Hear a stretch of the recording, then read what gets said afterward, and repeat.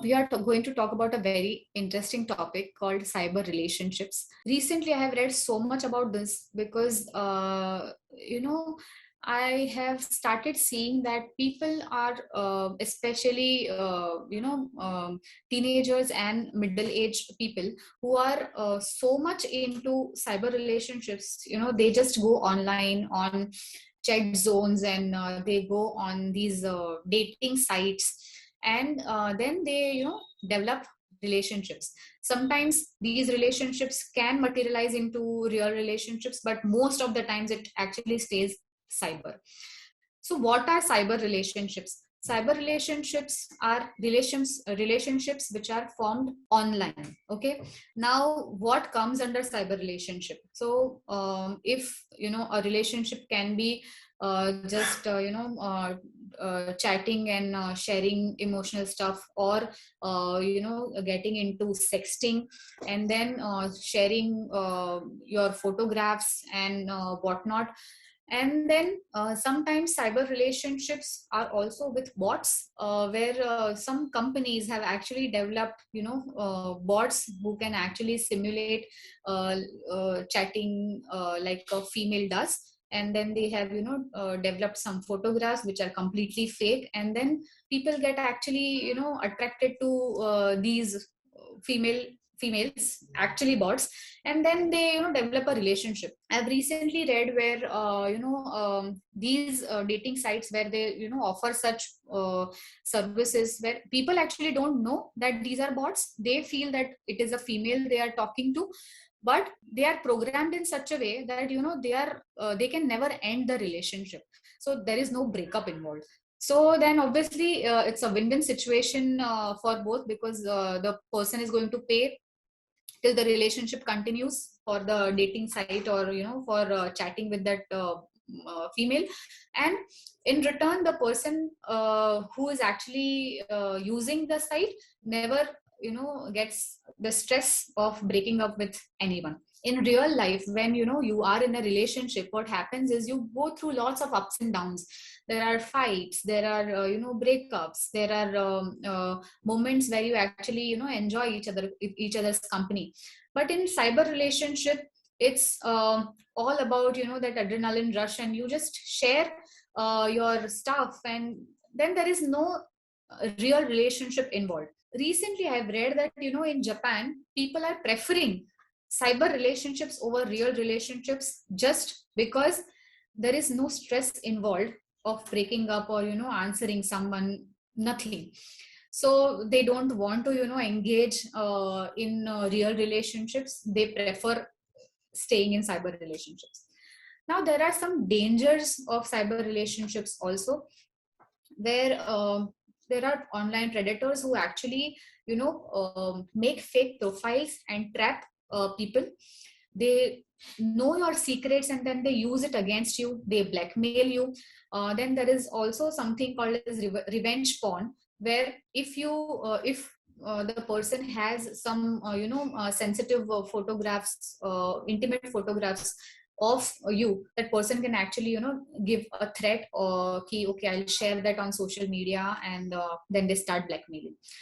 Then there is something also called as sextortion, where there is like extortion based on sexting or the photographs they have shared.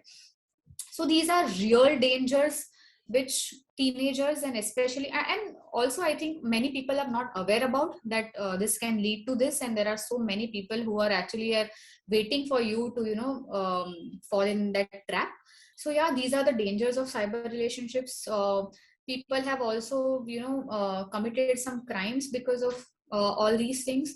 And the major issue is people are preferring cyber relationships over real relationships. So a basic function of humanity, or sorry, being human, I say, is not there. Apart from this, what we have also seen is people get addicted to these cyber relationships. So it's not that you are just chatting with one person, but we have seen that a person is chatting with multiple people at the same time, and then they are involved in these cyber relationships, multiple cyber relationships at one point of time.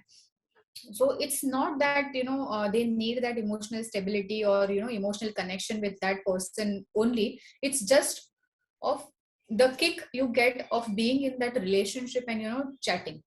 So there are so many options, there are so many platforms on which you can build cyber relationships, like social networking sites. There are chat rooms available, there are dating sites, there are casual dating sites, texting, messaging. There are so many online communities or groups where you can actually start doing that. Recently, there are so many apps available which can actually uh, which are for infidelity. So if you are already married, you form a cyber relationship with someone else online and then commit infidelity. Recently, I think one app it got hacked and in America, and there were so many divorce cases which were filed after that. Okay, because finally it is break of trust, and then people who were in relationships, they found out about it, and then because the hackers actually released the data, and so many people got divorced. This is funny how things are going, but yes, these things are happening.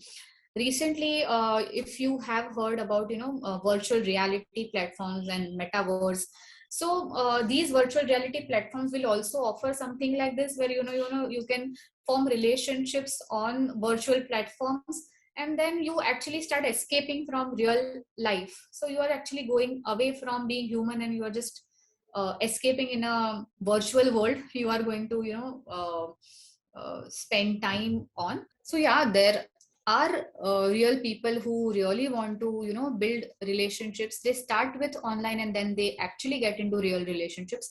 But then there are so many people who are afraid, or they don't have that confidence of getting into real relationships. They don't know how to approach a real person and get into a relationship. They are afraid of all these ups and downs in the relationships.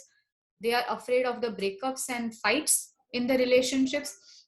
So when they form a relationship online, they don't have to go through all these things, because it's actually you are actually facing a screen and not a person. So you can fake it all you want. You can actually be a person who you are not. You can say whatever you want to, because there is something called as online disinhibition effect, where you are completely disinhibited online. So what your real self is, what you will actually be resistant in doing in real life, but online that resistance completely goes away, that inhibition completely goes away, and then you can talk anything.